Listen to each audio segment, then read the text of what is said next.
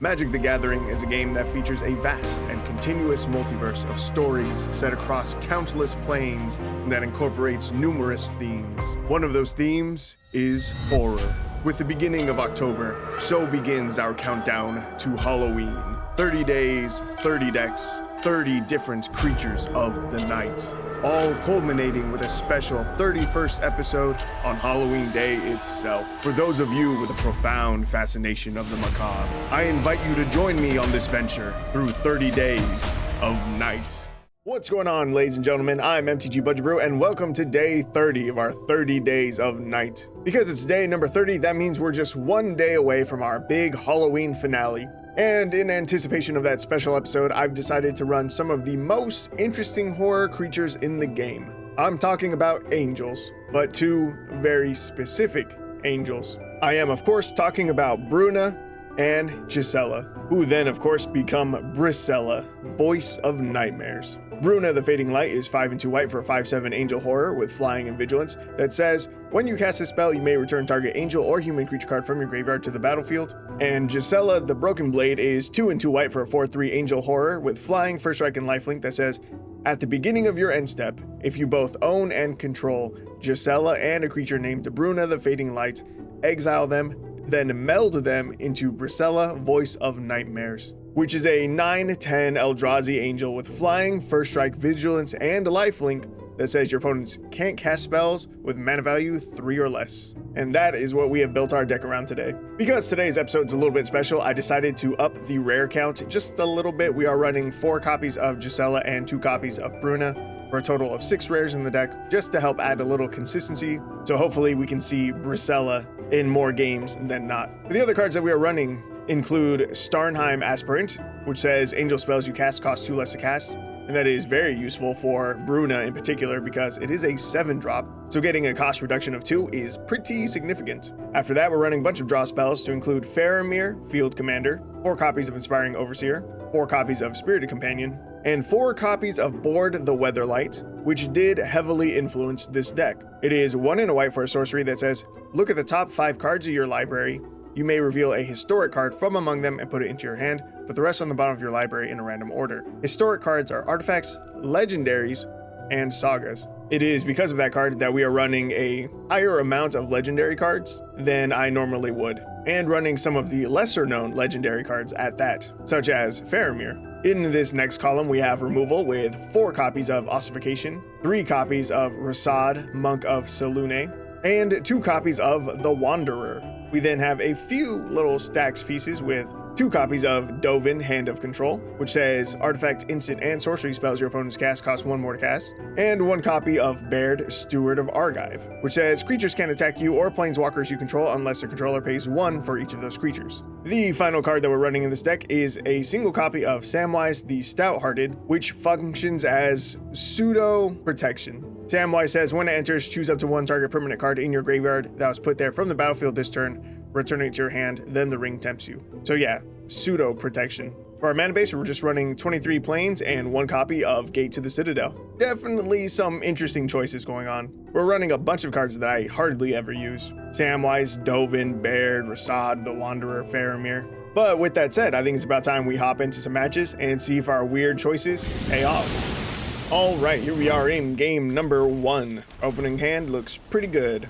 2 copies of Board the Weatherlight is really good for us. It's going to give us a lot of options. For turn 2, I think we're going to start with just a Spirited Companion. I'm not sure yet what I would want to grab with our Board the Weatherlight, aside from our legendary angels, of course. And we top deck a Gisela. Nice. From here, we're going to go to combat. We'll swing for 1, set our opponent to 19, and then we're going to cast Board the Weatherlight. And we can either grab Faramir, or we can grab the other half of Brisella already. Let's go ahead and grab our Bruna and end the turn. All right, that's good. Only downside, our opponent can see that we have Bruna in our hand. That's not great. Oh, and it might not matter. Our opponent is playing Dinos. We just made this video like 2 videos ago. Ooh, top decking another Bruna is not good. Definitely not what you want to see there. I think from here, we're just going to play out a Gisela. Go to combat, swing for 1, set our opponent to 18. We just hope that they don't have a fight spell for this Gisela. If they do, it's not the worst thing ever. If Gisela's in the graveyard when we play out our Bruna, it can bring back a Gisela. Then we just go to the end step, And if they're both still alive, we get to meld. They're going to lightning strike our Gisela, and then they swing in for 2, setting us to 15. We're still okay. So I'm going to play out Rasaad here. When it enters, we get to exile target creature and opponent controls until this creature leaves the battlefield. So we're going to exile their dino, and then we're going to cast Board the Weatherlight. And from here, I think I'm going to grab this second Rasaad. I'm going to grab more removal. Swing in for 1, set our opponent to 17. It seems weird for me to grab a second Rasaad since he's a legendary. However, Rasaad has the ability Specialize.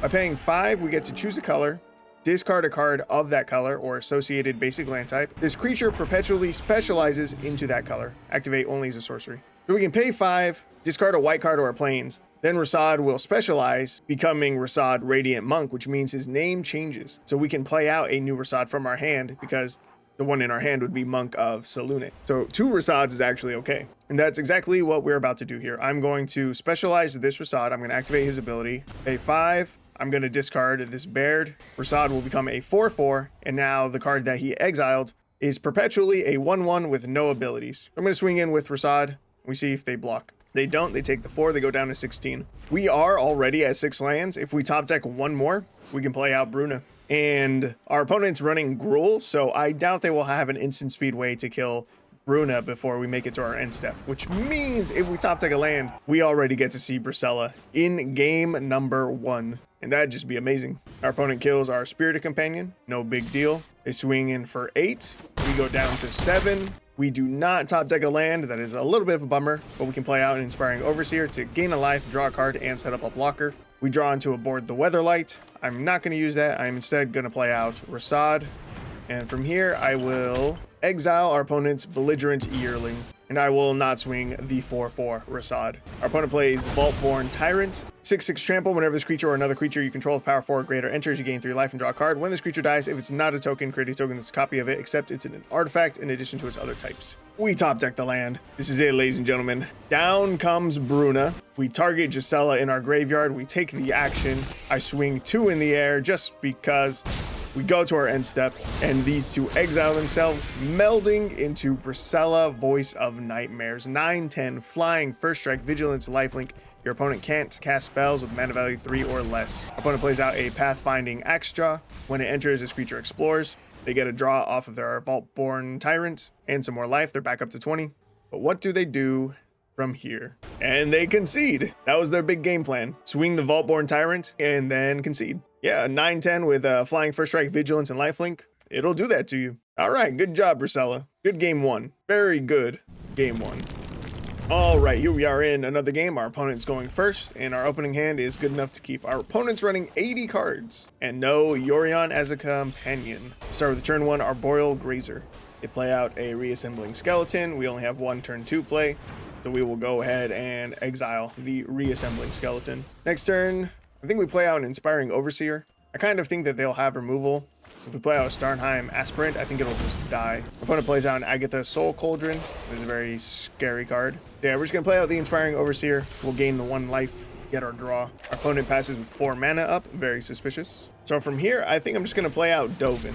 Dovin says, artifact, instant, and sorcery spells your opponent's cast cost 1 more to cast, and -1 until your next turn, prevent all damage that would be dealt to and dealt by target permanent and opponent controls. The -1 does not actually help us here because their Arboreal Grazer doesn't actually have any power. So we're just going to pass the turn. Our opponent does nothing and they pass back. And by nothing, I do mean that they did not even have a land drop.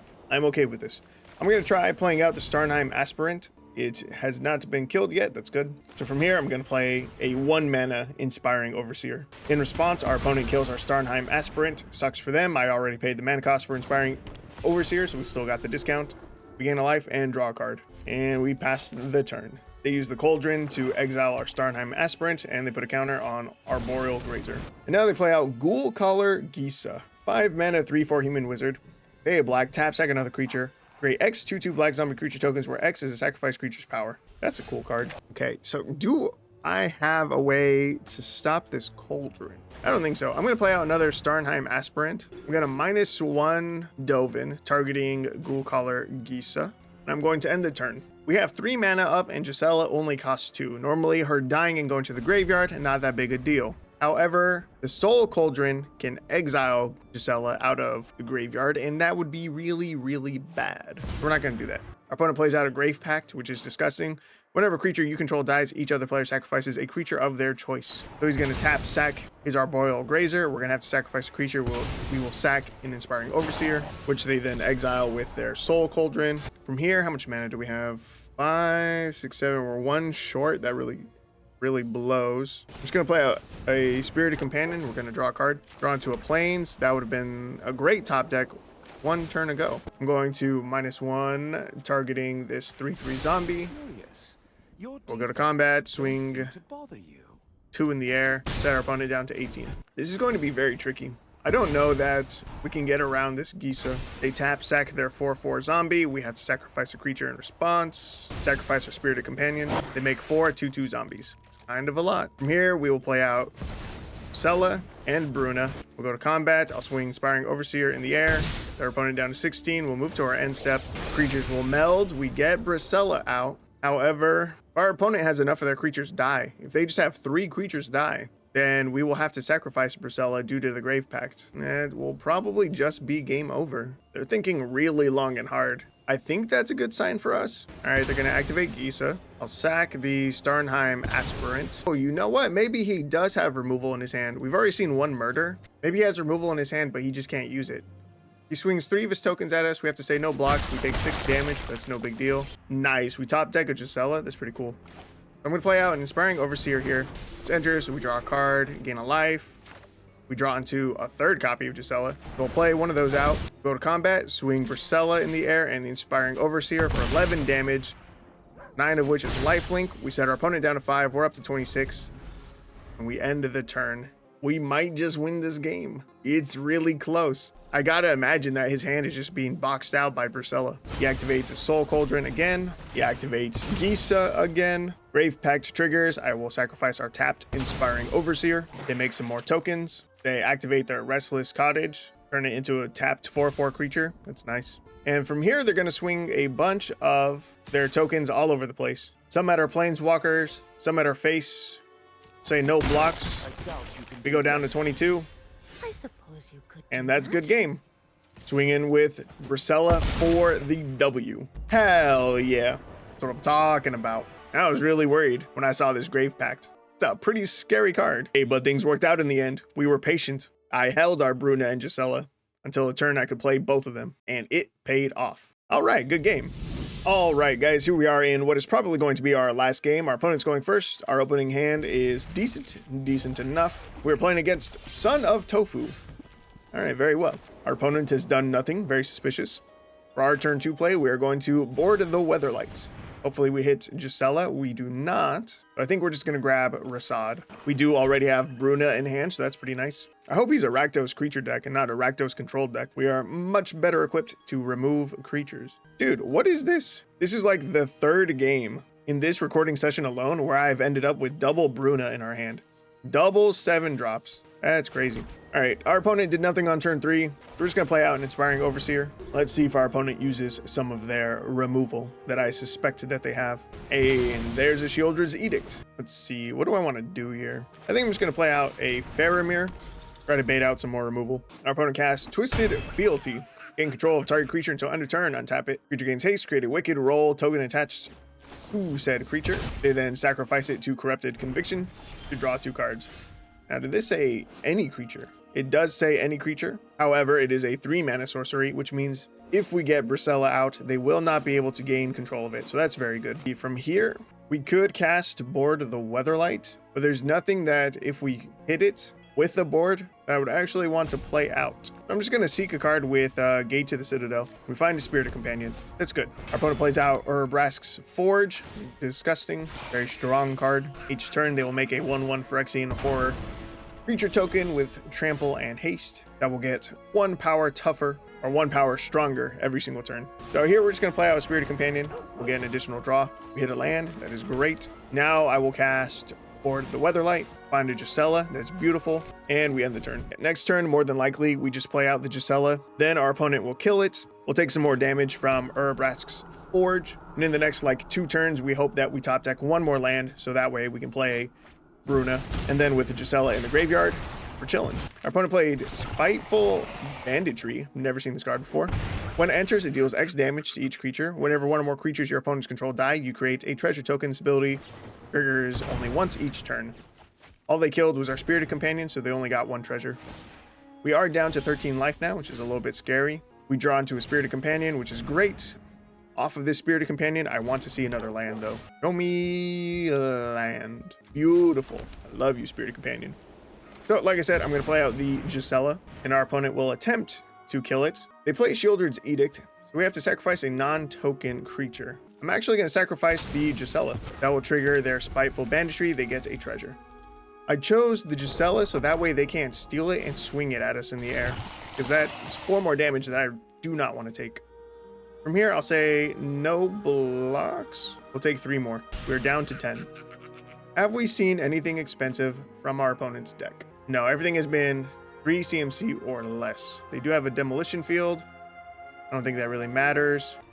Oh, they activate the demolition field. They saw me looking at it. They heard me talking about it. Let's grab a plains. All right, and if we're really lucky, this will just be game over. I just need them to not have instant speed removal for our Bruna. We can just get Bruna down, hit our end step. I think we just win the game. What is bro doing? There you go. There you go. Grab your basic. All right, guys. No removal. Cast Bruna. Target Gisela. Bring her back. Bruna hits. No attacks. Move to end step. They meld. Our opponent can't cast 3 CMC spells. Have nothing. They go to combat. They have their 4/1 token. Swing it at me. Let me gain 9 life. They don't swing. They move to their end step. I think this is game. We'll go to combat. We'll swing 10. We gain 9 life. We set our opponent down to 11. I could play out a Bruna, but that would be a mistake. We're just going to end the turn. Oh, I guess it wouldn't be a mistake to play Bruna. This one is still protected by this Bracella. I was thinking it would be a mistake because then maybe it would get stolen with Twisted Fealty. But no, it still would be protected. Should have played it out. Can we get 1 more point of damage? No. I am going to play out the Wanderer here to prevent all non-combat damage that would be dealt to us and permanents we control. We'll swing in for 10 more. With that, we're up to 28. Our opponent's down to 1. And I think this is GG. Yep. Our opponent does nothing with their turn. We say good game. We swing in with Bracella. And that's game over. That felt great. And that felt really good. Man, Bracella's good. And we've managed to find her with like every game. I know our deck is like designed to help find the combo pieces for Bracella, but I'm surprised it's happened so often. Even though I was complaining about how much I was seeing Bruna in our hand. All right, good game. All right, guys, here we are on my untapped account. As you can see, we went 7-4 overall with the deck. That is a 64% win rate, 67% on the play, 60% on the draw. Yeah, I'm pretty happy with those results. So, would I recommend making this deck? This exact list? No. A deck very similar to it? Yes. The biggest change that I would recommend for this deck is to swap out the Dovins, the Baird, the Faramir, and probably even the Wanderer with different legendary cards. If you want to keep the deck budget, then these are fine. If you want the deck to be a little bit better, there are probably some stronger legendary cards that you could be running in place of these cards. I still like Rasaad though. Rasaad and the one of Samwise, I would keep those. Yeah, other than that, I think the rest of the deck list is pretty good. If you were to swap out some of these other legendaries, I would probably take a look at other angel cards since we are running a full playset of Starnheim Aspirant. That could be additional value that you get from this card. And I'm sure there's probably some good like angel synergy that would help Gisela and Bruna.